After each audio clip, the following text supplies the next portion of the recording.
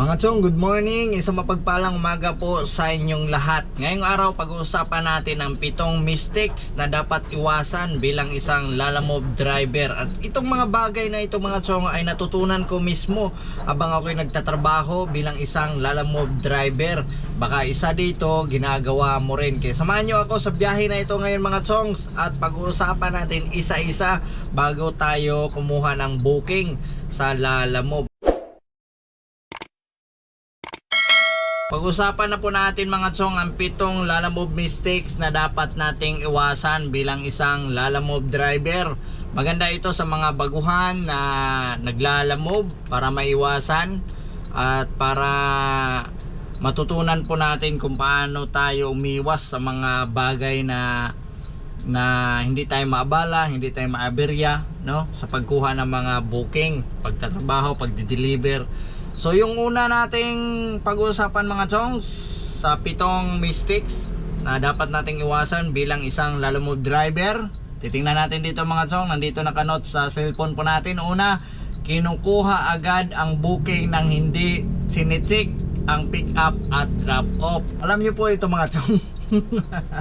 Minsan ganito talaga ako minsan mga chong, kaya ngayon iniiwasan ko na po. Minsan kumukuha na po ako ng booking, tinitingnan ko muna, hindi ako agad nag-swipe. Tinitingnan ko muna kung sa drop off, tinitingnan ko rin yung pick up, tapos distansya, gaano siya kalayo yung drop off. Kasi makita mo sa lalamove mga chong pag hindi mo pa siya sinuswipe, makikita nyo, pwede nyo pong i-check yung booking kahit hindi nyo pa na-swipe. Yan, katulad nito mga chong nakikita natin yung details ng booking, tapos nakikita din po natin kung kaano kalayo papunta sa drop off. So minsan mga chongs, minsan may mga booking na malaki ampere. Pag makita natin malaki ampere, swipe tayo agad kasi nga po agawan Hindi natin yung maiwasan mga chong, pero itong sasabihin lang po natin, base lang to sa mga naranasan ko rin para naman aware din po kayo, no?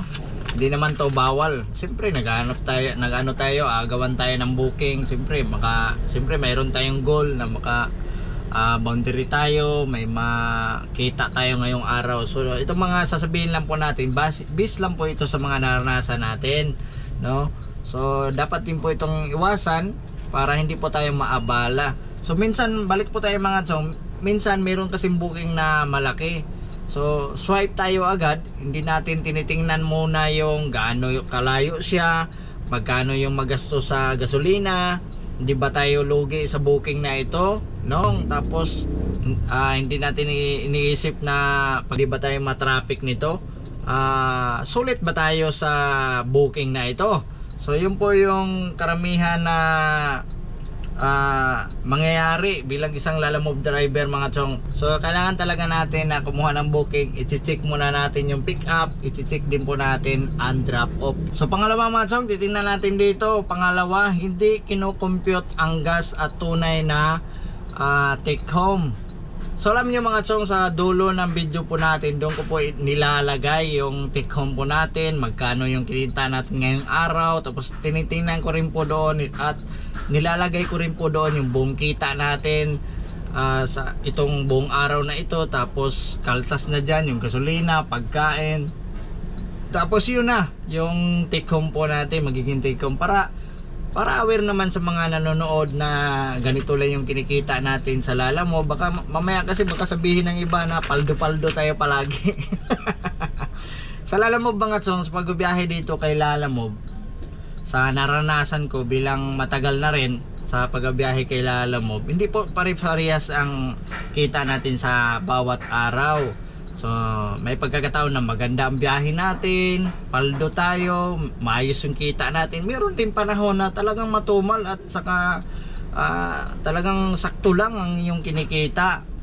So napansin nyo naman ngayon mga chongs na dito lang muna tayo kasi may bagyo, no? Hindi pa tayo nakakapunta ngayon ng mga long distance na booking. Depende kasi yan sa sipag din mga chong at diskarte para kumita talaga ng malaki. So tayo naman ay hindi naman gaano kalaki ang pangailangan po natin, kaya dito lang tayo paikot-ikot sa Metro Manila. So yun po yung pangalawa natin mga chong. Itong pangalawa natin na kasama sa 7 Lalamove mistakes na pangalawa, hindi kino-compute ang tunay na take home, yung mga pangkaltas sa gasolina, pagkain, no? So yung biyahe natin sa bawat araw, computation po natin, iano po natin yan, i-compute po natin para matingnan natin kung lugi ba tayo o hindi.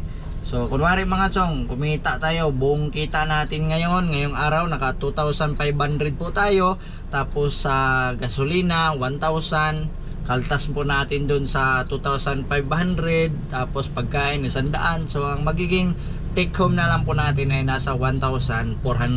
So ganun po, pagkatapos nyo magbiyahe mga chong, i-compute nyo na lang pagdating ng hapon. Pagkatapos nyo magbiyahe, doon na kayo mag-compute ng kita po ninyo. Maganda rin yan, no?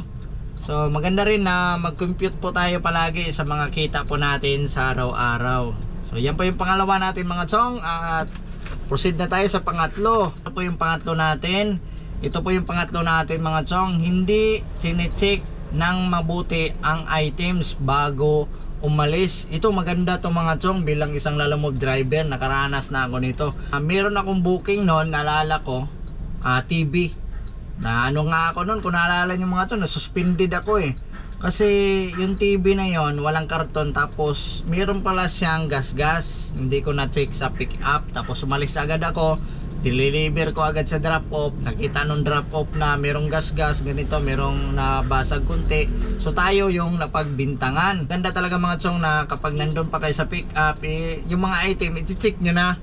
I-check nyo na ng mabuti, lalo na yung mga item na mga babasagin, mga TV, mga o di kaya solar panel, yan babasagin po yan. Baka mamaya hindi nyo na i-check ng mabuti, meron palang basag. Pagdating sa drop off, tayo po yung mapagbintangan. Posible po na mahantong po tayo sa suspended, mahantong tayo sa ban, no?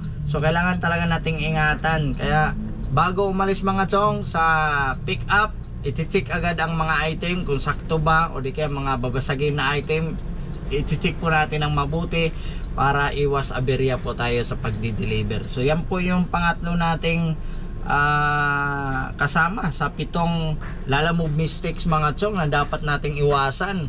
So mahalaga po ito. Napaganda nitong number 3 mga chong, oh. Napagaganda kasi naranasan ko po ito. Tsaka naranasan din po ito ng bayaw ko, kung naalala nyo. Sinabi ko rin po dati na yung bayaw ko nakabasag siya ng solar panel, pero hindi siya nakabasag. Pagdating na doon sa drop off, buo kasi pinuporklip nila, doon na nabasag na yung solar panel. So doon ang napagbintangan yung bayaw ko. Kaya buti naman at meron ata siyang picture nun, pinicturan niya. So meron siyang dokumento, ebidensya, meron siyang laban. So maganda to mga chong, itong number 3. Hindi chinecheck ng mabuti ang item bago umalis, lalo na yung mga mga chong, yung mga nakakahon. So pag mag-pick up talaga ako mga chong, mapansin nyo, sinasabi ko po talaga sa mga customer na ilang kahon po ito ma'am. So ito, para aware tayo, para hindi tayo ma-aberya. Sinasabi ko man na ilang kahon po ito sir, ma'am, o ito 50 na kahon, o ganitong kahon lang yan, o siyam, mga ganon. Dapat tanungin natin mga chong yung mga customer, kung mga boxman yung mga item na kukunin po natin. Dapat hindi natin kakalimutan na magtanong na ilang piraso, ilan yung ikakarga, yung mga ganon, no? So yun po yung number 3 natin mga chong. So number 4 na tayo. Parang apat natin na kasama sa 7 mistakes na dapat nating iwasan bilang isang Lalamove driver. Hindi kino-confirm ang address o PIN. So sabi dito mga chong, hindi kino-confirm ang address o PIN. So marami nakakaranas nito mga chong. Kahit ako nagde-deliver ako, marami akong karanasan na meron talagang PIN, meron talagang booking na wrong PIN. Imbis na malapit ka na, mapapalayo ka pa kasi hindi dyan yung deliver, sa kabilang kanto. So maraming nakaka-relate nito mga chong, ito mga rungpin na yan. So alam niyo po mga chong, merong booking na pwede mo siyang tingnan yung address na kung alanganin ka sa pick up or drop off man yan, dapat talaga na i-confirm natin sa customer. Sabihin natin, saan ba kayo dito ma'am? Kasi itong address nyo talagang hindi maintindihan. Ibang nakaranas din po ako ng ganun mga chong, kaya minsan kini-confirm ko po talaga, saan ba kayo banda rito ma'am sa ganitong lugar na to, kasi yung address nyo straight lang, merong booking na straight lang tapos yung walang number, merong ganun na booking mga chong. Kaya maganda mga chong, i-confirm po ninyo pag hindi nyo maintindihan yung address at saka sa drop off, maganda din po yun. So yun lang ang nakapangit sa atin mga chong pag rungpin. Siyempre doon natin i-complete sa tamang address na pagdalhan natin. So ang magiging mangyari sa account natin mga chongs, magiging po siya, inaccurate. Kasi doon mo siya kinong-complete sa hindi tama sa booking niya. Kasi yung booking niya talaga, doon talaga sa nakapin na wrong pin. So dapat doon tayo mag-complete. Hindi natin ma-complete doon mga chong kasi nga wrong pin Doon tayo, siyempre doon tayo mag-complete sa tamang pagdalhan po natin. So yun lang ang mali sa atin mga chong, no, sa mga ganyan na mga wrong pin. So yun yung pang-apat natin mga chong, kailangan i-confirm na muna natin kung hindi natin maintindihan yung address sa pick up or drop off, hindi natin kung tama ba itong lugar na pagdadalhan natin or sa pick up. I-confirm natin, tawagan natin ang mga client natin, tatanungin natin kung saan po sila dito banda. I-confirm natin, no? Yan yung apat natin na 7 mistakes na dapat nating iwasan bilang isang lalamove driver. So proceed na tayo mga chong sa pang-5. So sa pang-5 naman mga chong, sabi dito, hindi nagdo-document kapag may problema. So yun yung sinasabi ko kanina mga chong, na meron kasing mga chong, meron kasing kung magdi-deliver tayo, katulad ng sinabi ko kanina, yung TV na meron palang gas-gas. Maganda rin po mga chong na pagdating natin sa pick up, kapag nakuha na po natin yung items, katulad na lamang ng mga babasagin na item, masilan, picturean na natin. Maganda, mayroon tayong mga documentation. Yun na nga po yan, yung picture. Kasi may cellphone ka naman mga chong, no? May cellphone naman tayo. Maganda kung nag-aalanganin tayo sa item, maganda picturean natin. Kwento ko lang mga chong, naranasan ko rin po ito. Meron ako nakuha no na booking na ang pangarga ko ay sopa pala mga chong. So ano po siya, hindi naman siya kalumaan na sopa. So pagdating ko sa drop off ngayon, nagulat ako, meron siyang punit sa yung yung foam niya, kasi sopa po 'yon. Nag-alala talaga ako mga chong, kasi nung pagkarga ko doon sa pick up, wala pang punit yun yung natingnan ko lang sa sa pagtingin ko sa sopa nung doon sa pick up. Nagulat talaga mga ako, pagdating sa drop off may punit na siya, malaki. So nung tinanong ko yung nag-receive, sabi ko, ma'am, kasi anak po niya yung nandun sa pick up, sabi ko sa nag-receive, ma'am, luma na po, mayroon na po talaga tong ganitong may punit. Sabi nung client, opo, mayroon na po. So doon ako nag-alala talaga ako nun mga chong, kasi nga siyempre alam niyo na yung mga ibang customer mga chong, pag once na magkamali talaga tayo dyan, pwede tayong mai-report. Yung TV nga yung kinikwento ko nga sa inyo mga chong, na nasuspended ako dahil nandun sa TV na mayroong gas-gas, hindi naman tayo nakagas-gas.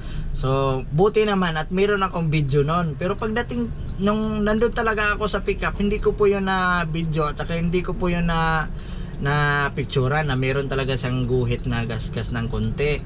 Kasi hindi naman, kasi luma na TV yun luma na TV, tapos parang bininta lang yata niya. Tapos walang karton, naghanap ako ng karton kay ma'am, ayaw niya magbigay kasi walang ang karton. So tinatali ko na lang ng mabuti dyan sa sasakyan po natin. So yung panlima mga chong, no, yan yung mahalaga din po ito, no, mga chong, na dapat nating iwasan. So hindi nagdo-document kapag may problema. So anong ibig sabihin ng document mga chong? Documentation. So kailangan meron tayo, picturean natin. Yun yung dokumento po natin, yung picture, para sakaling pagdating ng mga aberya-aberya sa client, so meron kang ebidensya, meron kang maipakita. Kay Lalamove din kung magkaroon ka man na humantong ka man na masuspended ka, maban ka, so meron kang maipakita doon pag pupunta ka doon sa office ng Lalamove. So mahalaga po ito mga chong, na meron tayong documentation, proof. Ang tawag diyan mga chong, proof documentation ang tawag po diyan sa atin. So kailangan meron tayong mga cellphone, picturean natin muna. Kung alanganin tayo sa pick up sa mga item, picturean natin. May makita tayo na oy may basag, o picturean natin para pagdating doon sa drop off meron tayong maipakita. So yan po yung panglima natin kasama mga chong sa 7 mistakes na dapat nating iwasan bilang isang Lalamove driver. Pang-anim naman mga chong, matanggap ng booking na hindi sulit sa computation. Parang katulad din po to kanina mga chong, no? Tumatanggap ng booking na hindi sulit sa computation. So merong pagkakataon mga chong na kailangan kabisaduhin mo talaga yung lugar. Katulad na lamang ng galing dito tapos papunta ka ng Batangas, no? So yung dati, yung Batangas, nasa ano po yan, ang presyo po dati nasa 3,500 or 3,000. So ngayon, hindi na nga umaabot ng, tapos nagiging 2,500 dati. Tapos ngayon, hindi na nga umaabot ng 2,500, minsan nasa 2,000 na lang, 2,200 o di kaya 1,800 kapag 600 kg naman. Pero pag 1,000 kg, nasa 2,000 plus yan, sa hindi ako nagkakamali, nasa 2,000 plus. So pag ganun mga chong, hindi po natin yan sinuswipe pag ganyan na presyo galing dito tapos sa puntang Batangas 2,000 lang, 2,000 plus. Lugi po tayo dyan mga chong kung hindi po tayo mag-compute ng mga booking. May makita tayo na malaking presyo nito, pero pag titingnan natin, i-compute natin gasolina, pagkain, di ba? Pag-compute natin ng ganon, alanganin, lugi tayo sa booking na ito. Yun nga, ginawa kong sample mga chong, yung Batangas 2,000 plus, galing dito sa atin. Lugi po tayo niyan. Kasi ang gasolina galing dito sa atin papuntang Batangas, yung sasakyan po natin ay kumakain po ito ng 1,000. 1,000 tapos pabalik pa, papapagas ka pa ulit, so 1,500 na kung magpagas ka ng galing ka ng Batangas, 500 ulit. So ang balikan mo 1,500. Magkano na lang natira sa iyo? Pagkain pa. 500 na 'yon natira, 500 plus pagkain. So may ilagay na lang natin yung 2,500, yung 2,000 plus, meron kang matiran malinis 500. So maganda rin mga chong na meron kang kasabay talaga pag pupunta ka ng malayo. Meron nga po ako nakausap na Lalamove din. Galing siya dito, kumuha siya ng booking papuntang Batangas, nasa 2,000 plus. Tapos nagsabay pa siya mga chong, meron pa yung kasabay, nasa 1,000 plus din. So nagreklamo nga siya sabi niya lugi talaga. Kumain ng gasolina, L3 po yung sasakyan niya. So magkano na lang daw natira niya, nasa 1,500 lang. So nakapag double booking na yun Tapos meron din po siya nakuha sa Batangas, pabalik naman dito sa Manila. So kino-compute po talaga. Maganda mga chong na computation po natin bago tayo kumuha ng booking. Computation, meron tayong compute sa booking na ito sa pair. Kukompute muna natin kung hindi ba tayo lugi sa gasolina, pagkain, tapos pagdating naman doon sa drop off, meron ba tayong makuhang booking agad, no? Maganda rin naman yan mga chong, galing ka dito sa Manila, double booking ka, triple booking, papuntang Batangas, tapos pagdating talaga doon sa Batangas, wag ka talagang umuwi nga wala kang dala. Minsan may mga Lalamove, mga vlogger na talagang nagbabaon sila ng mga kaldero, mga lutuan, mga plato, nagdadala na sila, mga damit. Kasi nga po, ang diskarte nila, malayuan, long distance na booking, pagde-deliver. So hindi po sila umuwi talaga pag wala talagang silang makuhang booking. Galing naman ng probinsya, pabalik naman ng Manila. Kaya nga, doon na lang, ang ginagawa na lang ng ibang mga kaparehas natin, doon na sila natutulog, kumakain, no? Maganda rin po yung diskarte yun mga chong. So yun po yung pang-anim natin na dapat nating iwasan. Dapat tumatanggap ng booking na hindi sulit sa competition, no? Iwasan po natin yon at kailangan competition po natin ang mahalaga. So bago tayo magtanggap ng booking, i-compute muna natin fare, tapos distansya, gasolina, tapos yung oras pa natin mga chong, yung abala natin, i-compute din po natin yan. Tapos titingnan din po natin pagdating sa drop off sa lugar na yan kung meron ba tayo makuhang booking agad doon. So ito naman pang last natin mga chong, kasama sa 7 mistakes na dapat nating iwasan bilang isang lalamove driver. Ito naman pang 7 ay inuubos ang sarili dahil gusto laging maraming booking. So dito mga chong, wag nyo po i-interpret ito kasi baka ma-interpret po ninyo tong salita na to, inuubos ang sarili dahil gusto laging maraming booking. Siyempre kailangan natin na kumayod mga chong dahil meron tayong mga pangailangan, no? So merong ibig sabihin dito mga chong, ituloy ko po. Minsan mga chong, tayo po ay abala. Lagi po tayong kailangan talaga na ang goal natin, makuha natin yung goal na ito, tapos kailangan makarami tayo, makapaldo tayo. So ang sinasabi lang po dito mga chong ay dapat bigyan din natin ng halaga ang ating sarili, hindi lang sa pagkuha ng mga booking. Baba na tayo sa mga pagde-deliver, pagkuha ng mga item. Ang sinasabi lang, ang ibig sabihin lang nito mga chong na dapat ligtas din po ang ating sarili. Kasi pagpagod na tayo mga chong, kunwari wala kang tulog, siyempre no, hahantong ka sa disgrasya o di kaya maabala sa bala. Dapat safety ang ating sarili mga chong, hindi lang sa mga pagkuha ng mga booking. Kailangan hindi naman masama yan mga chong, yung inuubos ang ating sarili, hindi naman yan masama kasi may mga pangailangan din po tayo. Pero ito lang, nagbibigay lang to sa itong pampito mga chong na kasama sa mistakes na dapat nating iwasan, ay nagbibigay lang po ito sa atin ng paalaala bilang naghahanap buhay, na wag naman sana na mahantong sa ganon na senaryo na manghina yung katawan natin dahil sa sobrang pagod. So dapat din po tayo, level din po tayo. So ito po yung pampito natin mga chong na kasama. So yun. So yun na po yung 7 na okay, so yun na po yung 7 mistakes mga chong na dapat nating iwasan sa lalamove bilang isang lalamove driver. Mga chong, itong lahat na binanggit po natin ngayon, itong 7 lalamove mistakes na dapat nating iwasan bilang isang lalamove driver, based lang po ito sa naranasan ko po bilang isang lalamove driver. Kaya nga po sinishare ko po sa inyo para kung may mga bagong lalamove na driver na nanonood, sana makatulong ang mga natutunan ko, yung mga naranasan ko dito sa paghanap buhay dito sa lalamove.